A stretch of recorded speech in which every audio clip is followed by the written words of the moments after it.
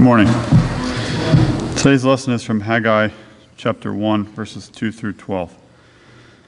This is what the Lord Almighty says. These people say, "The time has not yet come to rebuild the Lord's house." Then the word of the Lord came through the prophet Haggai. Is it a time for you yourselves to be living in your paneled houses while this house remains a ruin? Now this is what the Lord Almighty says. Give careful thought to your ways. You have planted much, but harvested little. You eat, but never have enough. You drink, but never have your fill. You put on clothes, but are not warm. You earn wages only to put them in a purse with holes in it. This is what the Lord Almighty says. Give careful thought to your ways. Go up into the mountains and bring down timber and build my house, so that I may take pleasure in it and be honored, says the Lord. You expected much, but see, it turned out to be little. What you brought home I blew away. Why? Declares the Lord Almighty. Because of my house, which remains a ruin, while each of you is busy with your own house. Therefore, because of you, the heavens have withheld their dew, and the earth its crops. I called for a drought on the fields and on the mountains, and on the grain, the new wine, the olive oil, and everything else the ground produces, on people and livestock, and on all the labor of your hands. Then Zerubbabel, son of Shealtiel, Joshua, son of Josedek, the high priest, and the whole remnant of the people obeyed the voice of the Lord their God and the message of the prophet Haggai, because the Lord their God had sent him, and the people feared the Lord.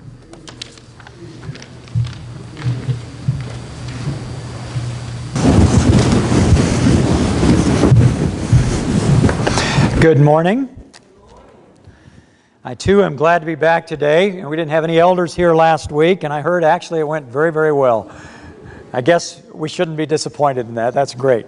We're also glad to have the Honduras group back today.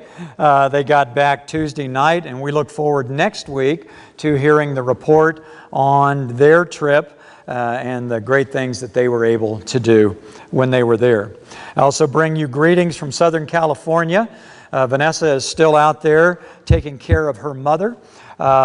She is kind of the last standing caregiver at this point. Her father-in-law contracted pneumonia while I was out there, and he's sort of isolated in a way so that he doesn't impact her. And then 2 days ago, Vanessa's sister also contracted pneumonia. So she's trying to take care of 3 of them. I'm not sure if she's going to be back anytime soon. But fortunately, we got great news about her mother, so thank you to all of you who have been praying on her behalf. To be in the presence of God, it is an awesome and an awe-inspiring thing. But how do you come into the presence of the Creator of the universe?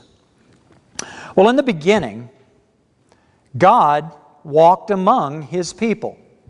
When we see the creation story, we see a story of God walking in the middle of the afternoon with Adam and Eve. And in fact, it's on one of those walks that He finds that they've been doing things they shouldn't be doing and that they are hiding from Him. At that point in time, God and His people were together, and He walked among them. But that introduction of sin, that introduction of choice other than to be in communion with God, changes the relationship. And no longer does God walk among them. Sin separates God from His people. So we go through a period of time when God stands apart from His people. He's no longer visible on a day-to-day basis. He visits Noah, He visits Abraham and Moses, but He comes as a voice or as a symbol like the burning bush. He comes at moments in time for very specific purposes, with very specific messages. God stands apart from His people. But as He begins to form His nation, as He begins to call them out, the relationship that He has with His people starts to become more direct again. When He rescues the people of Israel from their slavery in Egypt, when He sends them on their journey through the wilderness to the Promised Land, God becomes present in a much more visible way once again. Even though His voice was only audible to Moses, His visual presence became real. There was a cloud that accompanied the people by day. There was a pillar of fire that accompanied the people by night. And then God gave instruction to His people to build a tabernacle, a place where His people could come to encounter Him, to worship Him. He prescribed a place inside that tabernacle, the most holy place, where He would dwell near to His people. And after the nation became established, after they reached the Promised Land, after they put their government in place and kings began to appear, God established a more permanent place. See, David wanted to build the temple. We talked about this morning in our Bible class.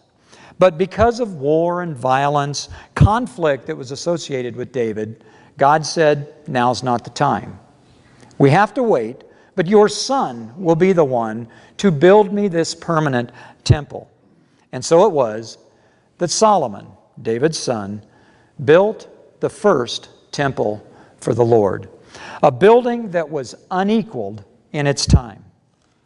There were stipulations that dictated who got to go in to various parts of that temple, how they went in, and what needed to be done for that to be acceptable.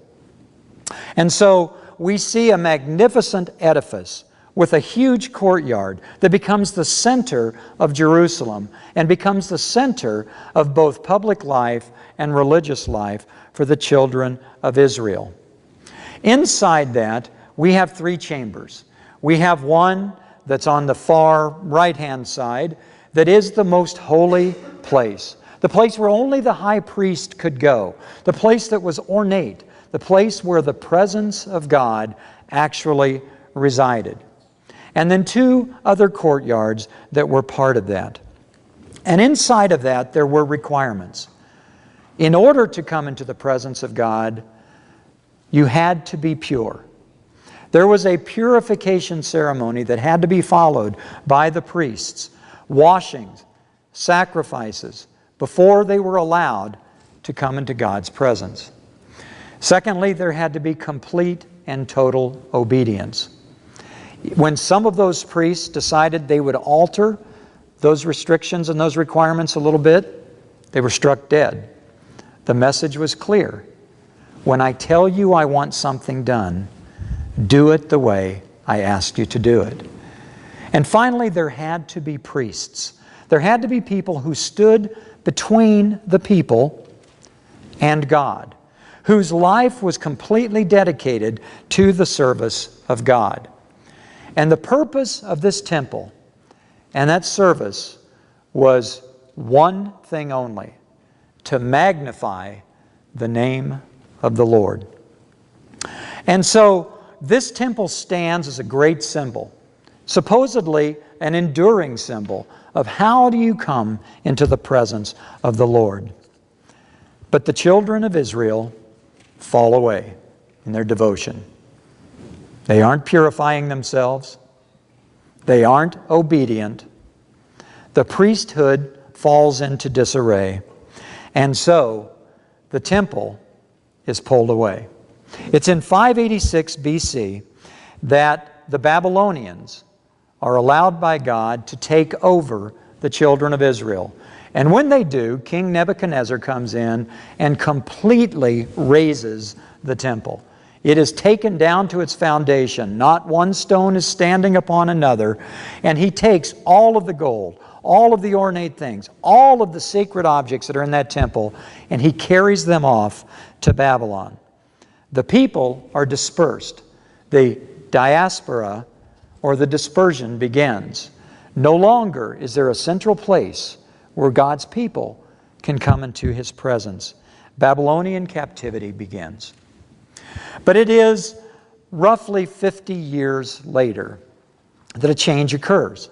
You see, the Babylonians are overthrown by the Persians relatively quickly. And a new Persian king comes in by the name of Cyrus, wanting to create some goodwill with the subjects inside of his new domain. He offers to allow the children of Israel to go back to Jerusalem, or at least a remnant of them, to rebuild the temple. He takes the furnishings of the temple that Nebuchadnezzar had stolen and gives them back, what remains of them, to the children of Israel. And nearly 50,000 Jews decide to make that journey, to go back and to rebuild the temple. Two of the returnees appear to be a man by the name of Zerubbabel, the governor, and a prophet by the name of Haggai. And we see the story of this.